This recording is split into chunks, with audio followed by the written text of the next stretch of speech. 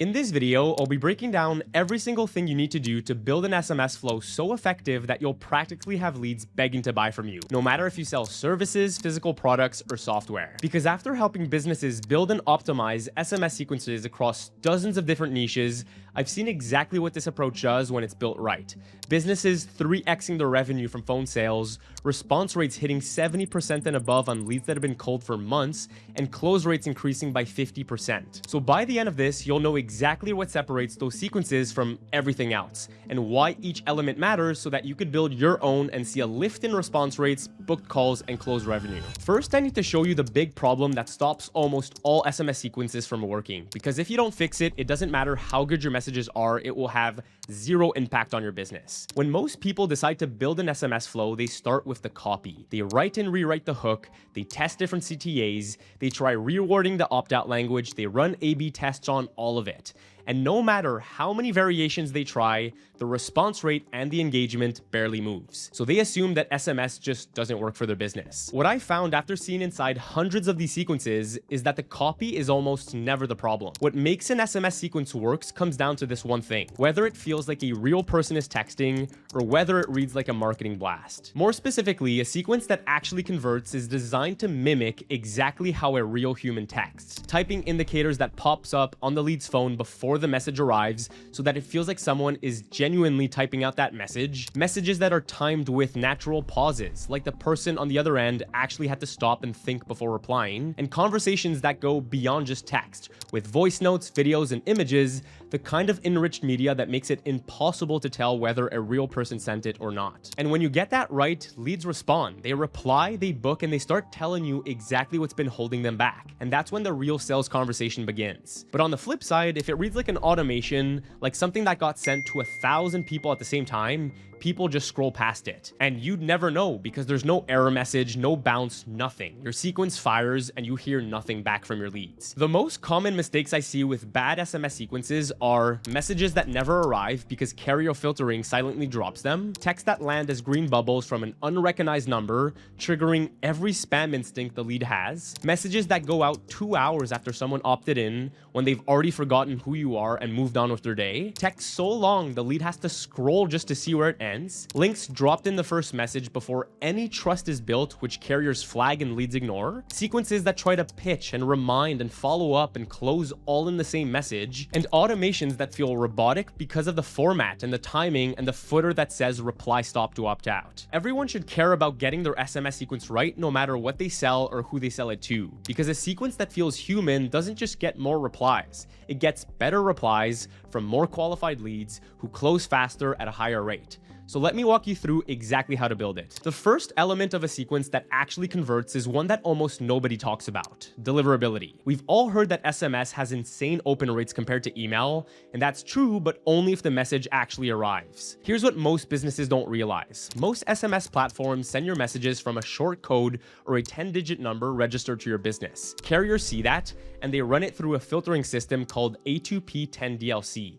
Application to person filtering, that screens businesses' text before they ever reach a phone. If anything triggers that filter, like sender reputation or message volume or certain keywords, the carrier silently drops it or routes it to spam. No notification, no bounce, it just literally disappears. And even when the message does get through, there's a second filter, the one in your lead's head. The moment it hits their lock screen with an unknown number, no name, and a green bubble, they've already decided. They've seen that pattern hundreds of times. And since iPhone users make up more than half of most lead lists, that green bubble alone is enough to bury you before they've read a single word. And the brutal part is that you never know any of this is happening. There's no signal from the carriers. Your sequence fires, your dashboard says delivered, and the lead never sees it. And no amount of copy testing fixes a message that never had a chance. So the first thing to fix isn't the message. It's the channel that you're sending it through. What I found after testing pretty much every SMS platform out there is that sendblue has the best deliverability of anything I've used by a significant margin. And the reason is structural. So sendblue sends your messages from real Apple devices, routing them through imessage as a blue bubble, one that actually looks like a text from someone the lead actually knows. And because iMessage is an entirely different channel from A2P SMS, it bypasses the carrier filtering that the rest of the industry is stuck fighting. So instead of optimizing copy that never lands, your message just delivers. And everything else we're about to walk through actually has a chance to work. I've seen businesses fix this one thing, just the channel, and watch their response rates jump before they change the single word in their sequence. That's the foundation, and without it, nothing else in this video matters. But once you've got it, the next element is what actually shapes whether a lead replies or ignores you. The second element is the structure of the flow itself, and this is where most sequences break down, even when the deliverability is fine. Now, there's a few critical components to get right, and let me break them down for you. The first is speed to lead. Every SMS flow starts with a trigger, right? Someone who opts in, fills out a form, books a call, registers for a webinar, abandons a cart, and the moment that they do, a clock starts ticking.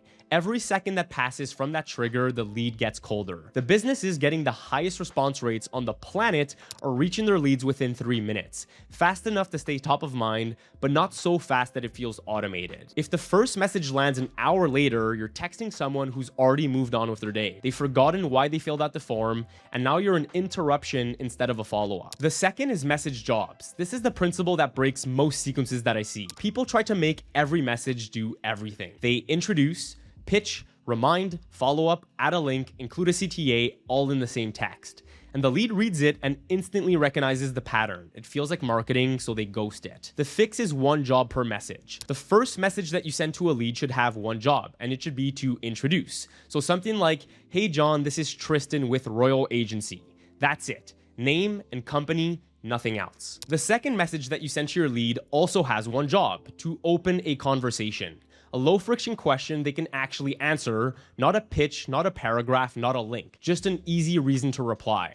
And once they do, the conversation is open. The reminder message reminds. The follow-up adds value or surfaces a question. The moment you stack a text with a question and a pitch and a CTA and a link, it stops feeling like a conversation and starts feeling like a blast. And at that point, it doesn't matter what the words say. The third is cadence. How far apart messages are spaced, or what time of the day they hit, or when to double text, or when to escalate from a text to a voice note to a call. The principle is mimicking exactly how a real person texts. If your sequence is spaced like a drip campaign, it reads like one. But if it moves like a real conversation with pauses and with follow-ups that feel spontaneous, the lead stays in it without ever realizing that they're in a sequence at all. The real difference between a sequence that works and one that doesn't is what it was designed to do. Most businesses design them to broadcast information at a list of phone numbers, but the best sequences are built to start a conversation with one specific human. The third element is the one that separates sequences getting 20% response rates from ones getting 70% response rates and above.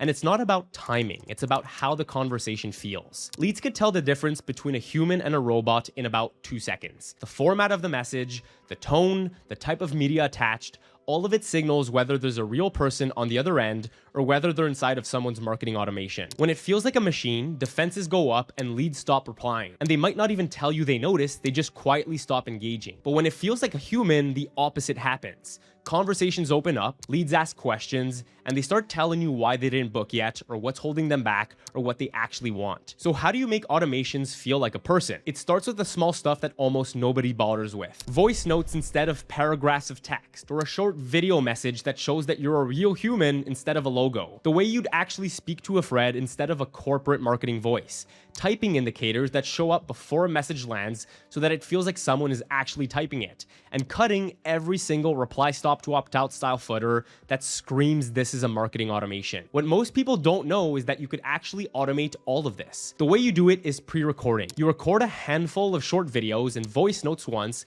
and you drop them into your sequence as steps in the workflow builder. The video that goes out 24 hours before the call is the same video for every lead with a call coming up in 24 hours. You don't have to personalize the person's name here. You keep it generic enough to work for anyone in that step. So you literally pick up your phone, you put in selfie video, and you just say, "Hey, what's up? We've got a call coming up in exactly 24 hours from now. I'll see you there." That's it. The personalization comes from being a real face and a real voice on the other end, not from the words. The reason that almost nobody does this is that most workflow builders like Go High Level and Zapier and Make.com are running on Twilio underneath. And Twilio compresses media so heavily that videos and images land blurry on the lead's phone, plus they charge you extra every time that you send media. So even when people try it, it looks bad and it costs more, and they strip the media back out. That's why almost every automated sequence that you've ever received has always just been a wall of text. Now, if you use a platform that doesn't sit on Twilio, all those problems go away. You could send high-res videos and images and voice notes directly in the workflow builder, and you could also drop typing indicators in the workflow builder so that messages look like it's being typed in real time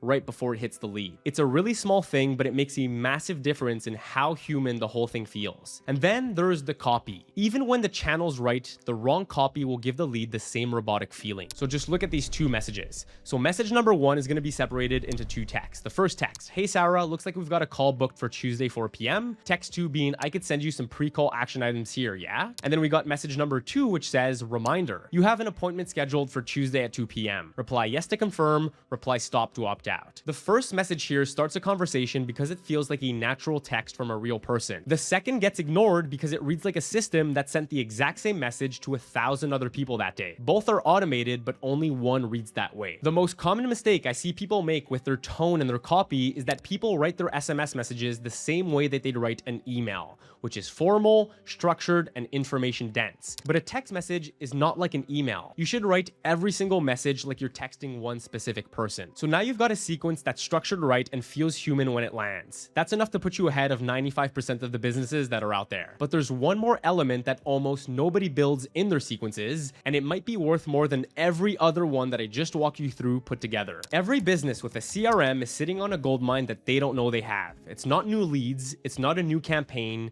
it's the leads that came in over the last 6 months, 12 months, 2 years that didn't convert. The ones that booked a call and didn't show. The ones that asked a question and got ghosted. The ones that opted in and never replied to a single thing after. You've already paid for those leads. Every single one of them cost you ad spend or a sales rep's time or both. And then they went cold, they got buried in your CRM, and most businesses just leave them right there. The reason most businesses leave them there is that the follow-up didn't work the first time. They blasted the list with an email and got single-digit open rates, or they tried SMS and the messages got filtered or ignored or marked as spam. So they wrote the leads off as dead and they went back to paying for new ones. But those leads aren't dead. They just stopped trusting the channel that they were getting hit on. The reactivation sequence is what brings them back. And it's not the same as your initial flow. It can't be, because these leads have already heard your pitch, and just pitching them again is not going to work. The reactivation sequence is short, it's personal, and almost always asking a question instead of making an offer. And it's only 3 messages that are spaced out over 30 days. On day 3 of ghosting, we're gonna send our lead a voice message that says, "Hey, I might have gotten the wrong impression from you when we first talked, but you didn't seem like the type of person to ghost. Is everything okay?" That one line does something that most follow-ups never do. It puts the lead on the spot without being pushy, and almost nobody could resist responding to it. Then, if your lead is still ghosting you on day 7, we're going to send them a second text that is a bump, pointing back up at the message from day 3. Not a new pitch, no new questions, no explanation. Just a one-word follow-up that feels completely natural, like something a real person would send when they haven't heard back. And from my experience, that simplicity is exactly what gets people to reply, because it doesn't feel like they're being chased down, it just feels like someone is genuinely following up. And then if your leads are still ghosting, on day 30, we're gonna send our last attempt. We're gonna say, "Giving up on their desired outcome, ? And 2 little eye emoji." From my experience, that last message is what gets most people back in. Something about seeing their own goal reflected back at them with a little bit of edge to it is enough to get a reply out of leads that have been cold for a month. And that's it. 3 texts spaced out at the right intervals, written like a real person sent them.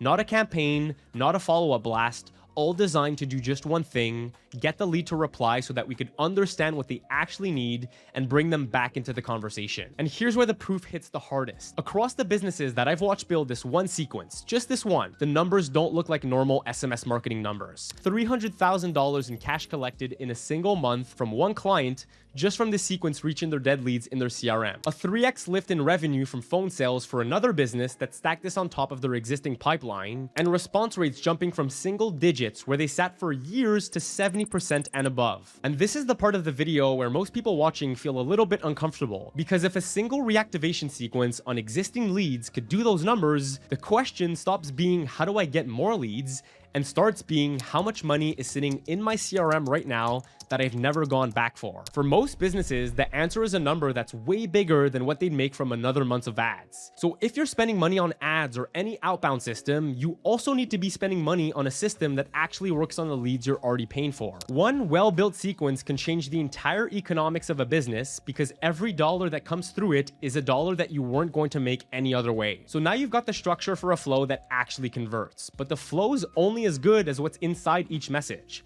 So click this video right here where I break down the exact SMS scripts that are getting the highest response rates right now, the actual copy, the frameworks, what to say in each message, and why it works. I'll see you there.